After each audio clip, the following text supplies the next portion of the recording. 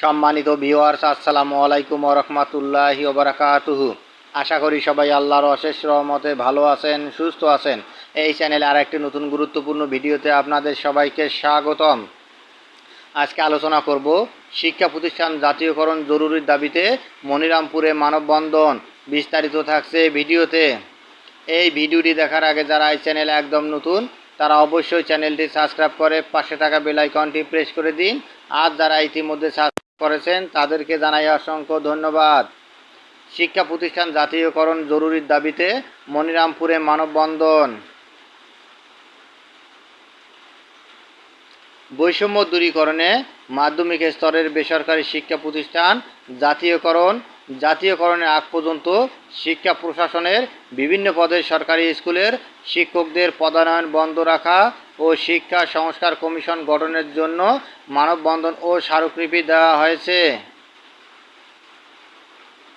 বাংলাদেশ সহকারী শিক্ষক সমিতি তথ্য বিজ্ঞান মনিরামপুর শাখার সভাপতি আব্দুল মজিদের নেতৃত্বে মানববন্ধন আয়োজন করা হয়।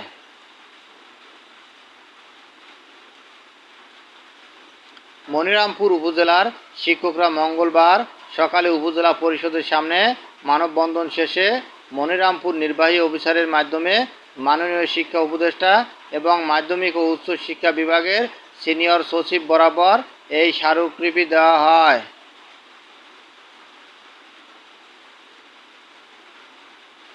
স্মারকলিপিতে নেতারা দাবি করেন, মাধ্যমিক স্তরের প্রতিষ্ঠানের ৯৭% বেসরকারি শিক্ষা প্রতিষ্ঠান। এই শিক্ষা প্রতিষ্ঠান জাতীয়করণ করা অত্যন্ত জরুরি।